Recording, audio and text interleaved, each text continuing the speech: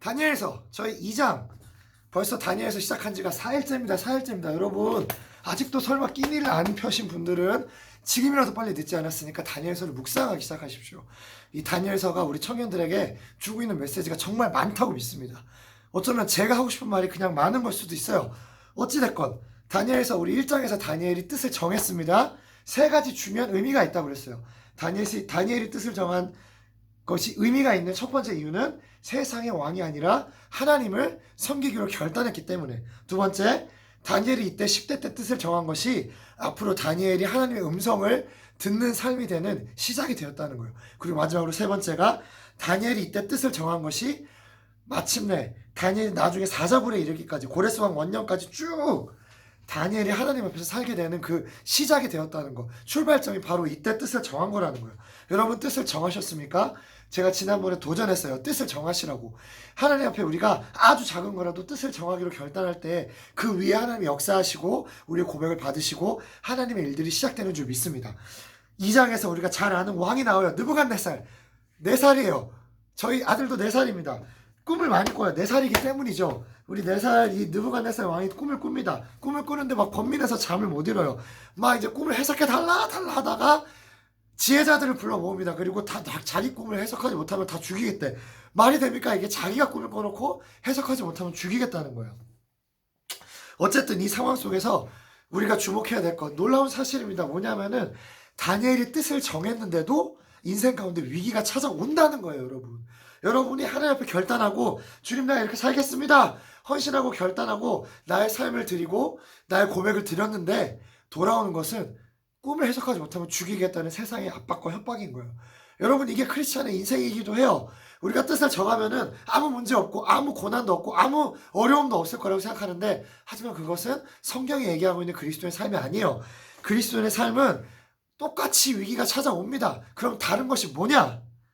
뜻을 정한 사람들은 이 위기를 돌파한다는 거예요. 그 위기 가운데 엎어지고 넘어지지 않고 그 위기를 이겨낸다는 거예요. 하나님의 말씀으로, 주님의 능력으로, 기도와 금식으로. 이게 뜻을 정한 사람과 뜻을 정하지 않은 사람의 차이점입니다. 뜻을 정하지 않은 사람은 위기가 있고 뜻을 정한 사람은 위기가 없고, 이게 아니라 뜻을 정했던 정하지 않았던 우리 인생 가운데 위기는 반드시 찾아온다는 거예요. 고난이 있을 수 있어요. 왜? 우리가 마지막 때에 살고 있기 때문에. 하지만 중요한 사실은 뜻을 정한 사람한테는 이것을 돌파할 수 있는 그 힘과 능력을 주님이 주신다는 것입니다. 아멘? 그 차이점, 뜻을 정한 사람과 뜻을 정하지 않은 사람의 중요한 차이점 3가지 제가 오늘 같이 나누기 위해요. 첫 번째, 뜻을 정한 사람은요, 문제 앞에서 조급하지 않아요. 오늘 2장 말씀에 15절이에요. 이제 막 지혜자들 다 잡아 죽이겠다고 했는데 다니엘은 오히려 이렇게 얘기해요. 왕의 근위대장 아리옥에 물어 이르되 어찌 이리 급하냐. 이거 다니엘의 이걸 알렸다는 거예요. 그래서 다니엘이 왕께 구하기를 시간을 주시면 내가 그 해설을 알려드리이다. 다니엘은요, 쫓기지 않았어요. 조급하지 않았어요. 막 마음이 이렇게 쿵쾅쿵쾅 뛰면서 쫓겨다니지 않았다는 거예요. 세상 왕에게 잠깐 시간을 주십시오. 내가 그 꿈을 해석하겠습니다. 여러분 이게 다니엘이 가졌던 배짱이었어요. 세상 왕 앞에서, 왕 앞에 섰는데도, 느부갓네살 왕은 왕인데도 두려워하고 불안했지만 다니엘은 포로로 끌려온 사람이었음에도 불구하고 시간을 달라. 내가 이걸 해석하겠다. 그러니까 두려워하거나 쫓기지 않았다는 거예요. 두 번째, 다니엘은 이 일을요, 하나니아, 미사엘, 아사랴에게 알립니다. 뭐예요? 믿음의 공동체. 그 친구들, 기도하는 사람들에게 알려요. 그리고 이것을 같이 기도한다는 것입니다. 그리고 주님께서 응답하실 것을 기다려요. 이게 그 다니엘 세대의 다른 특징 2번째예요. 마지막으로 3번째, 하나님께 모든 주권을 인정한다는 것입니다. 제가 너무나 좋아하는 다니엘서의 말씀입니다. 2장 21절, 그는 때와 계절을 바꾸시며 왕들을 패하시고 왕들을 세우시며 지혜자에게 지혜를 주시고 총명한 자에게 지식을 주시는도다. 그리고 깊고 은밀한 일들 나타내시는 분, 그게 다니엘이 믿었던 그 하나님입니다. 때와 계절을 바꾸시는 분은 하나님이라는 거예요. 여러분 문제가 찾아오고 위기가 찾아왔을 때 때와 계절을 바꾸시는 분은 하나님이라는 것을 다니엘과 그 세대는 믿었어요.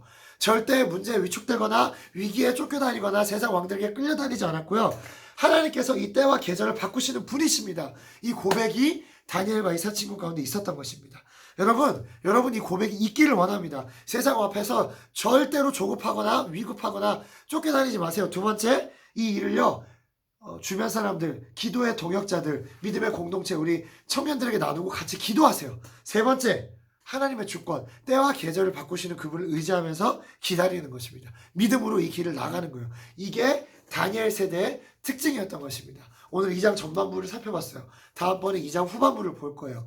느부갓네살 왕, 이 앞에 서는 다니엘, 하지만 실제로는 하나님 앞에 서서 살고 있었던 이 다니엘의 인생이 저와 여러분의 인생이 되기를 축복합니다. 아멘!